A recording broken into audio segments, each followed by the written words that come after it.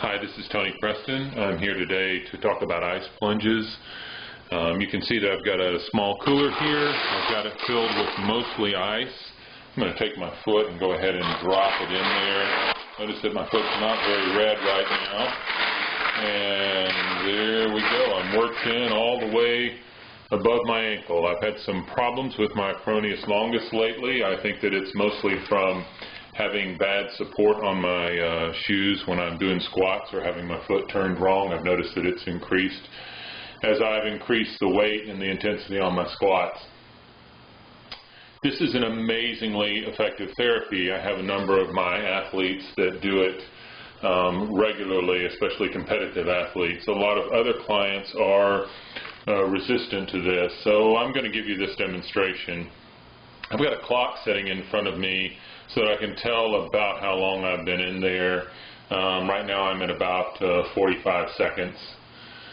The basic thing that you do is to fill a basin or a cooler like this, about 3/4 of the way full of ice, and then fill it with enough water to where you can work your foot or wrist down into there. And you want to keep it in there for up to 7 minutes or until it's numb, whichever is less.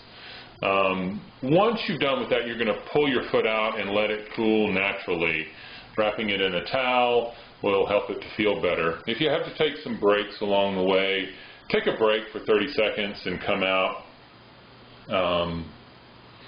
And then drop back in and try to get a full 7 minutes or until it's numb. There are some contraindications for this.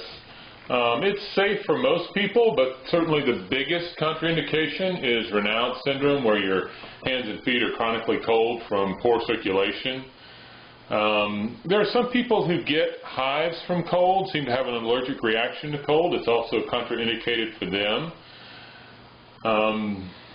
There's a condition called cold erythema. It's a rash with some itching when people are exposed to cold. There's a hemoglobin problem with cold for some people, where the hemoglobin breaks down incorrectly when the area gets too cold. It's contraindicated for them as well. There are a few other contraindications, and you should consult your therapist or doctor before you do this. So I'm currently at about 2.5 minutes on this. This is very different from ice and stretch. Ice and stretch is a little game that we play where we apply cold to the skin and it distracts the pain sensation that we get off of trigger points so that the muscle will stretch out and lengthen. This is almost kind of the opposite. Instead of trying to distract the body so we can stretch it, we're actually trying to compress the area so that we compress out toxins and we tighten up joints, and the body has this little emergency where it puts more blood flow back in there.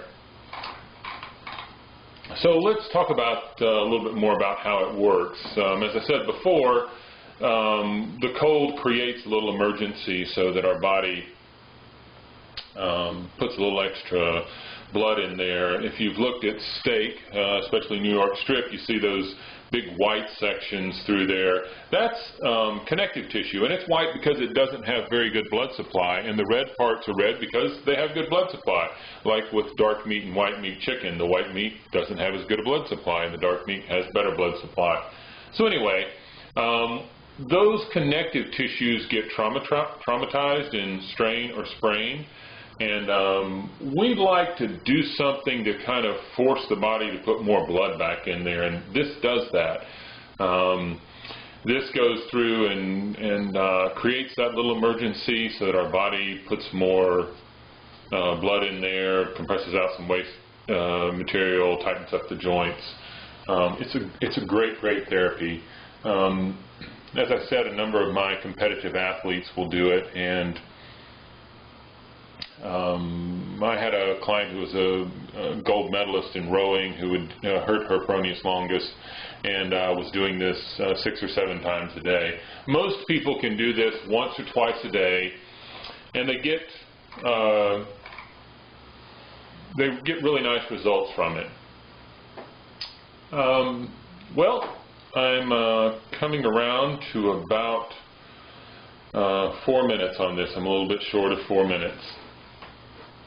There are some common errors that people make. Some people just don't put enough ice in there because they don't like the fact that it feels cold. I have to say truthfully right now, this is intensely cold. It's not just cold to the point that it feels chilly. It makes my whole foot ache, and I can feel it ache up the side of my leg along that peroneus. I can feel it up, ache into the side of my thigh and actually all the way up into my glute.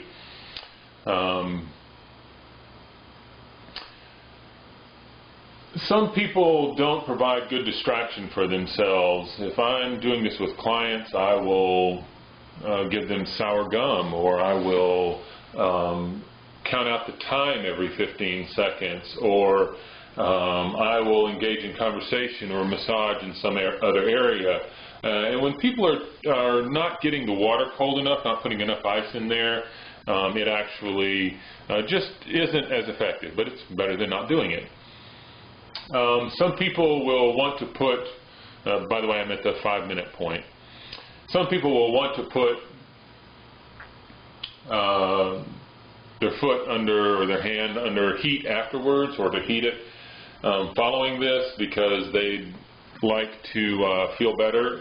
Actually, the whole point is that your body re-warms this area by putting blood flow through there. So don't put this under hot or warm water afterwards. Especially don't use hot. You don't have a good idea of what hot is, and you could easily scald yourself. So you should have a towel handy that you can go through and use to wrap your foot afterwards to help it warm a little bit. Some people will take a break. I'm coming up on 6 minutes here. Some people might pull it out and wrap their foot out and hold it out for 30 seconds and then drop it back in, or hold it out for a minute. Try to get 7 minutes or until it's numb. At this point, my foot's not quite numb, but it's not as painful as it was before.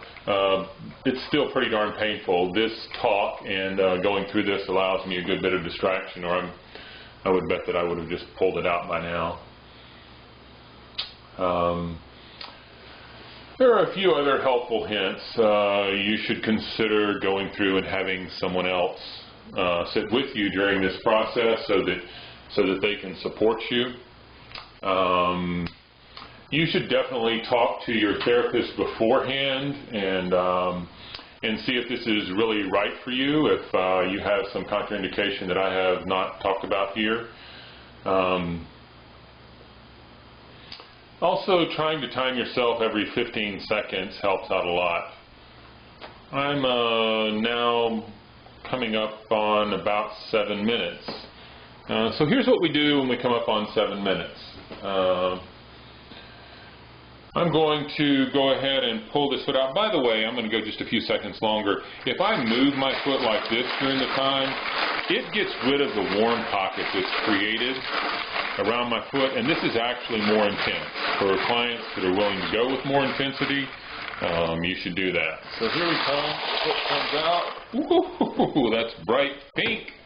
I have that nice manly colored towel there. I'm going to wrap it in the towel and just let that warm up for a few minutes. That's the basics of doing an ice plunge. I hope that's helpful.